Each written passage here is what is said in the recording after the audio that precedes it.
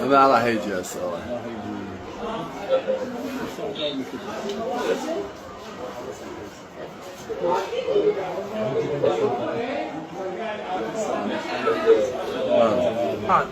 بطل استاذ حسن بطل.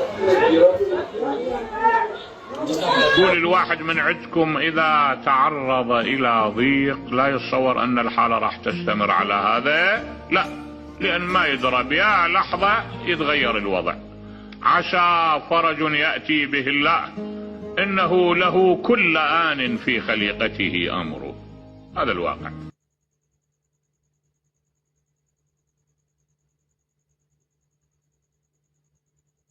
والله لو هيك الغيرة لو مترات. شفتوا مديرة المدرسة شقت ثوبها ولمت العرب والطلاب يركضون والمدرسين يركضون. شفت شلون شالت الغيرة؟ شالت الطفل وشلون تنفض بيه. عين الله يساعدك، الكرسي ترى ما يطير، ترى مثل موسى الحلاق هذا 24 ساعة يجي يصعد عليه هذا الكرسي. شوية تحركيه، انما الام انت يعني تدري بروحك ولا؟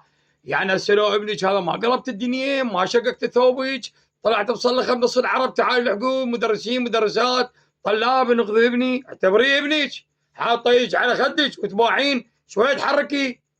انت غير ام تربويه، انت وين الانسانيه وين الاخلاق؟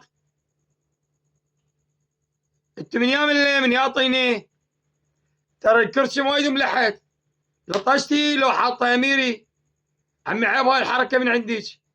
ولو كيف يمكن انت فرحانه اللي طلعوا المقطع مال الفيديو خلف الله على المدرسين اهل الغيره نقذوا الطفل باخر لحظه كان راح منديهم.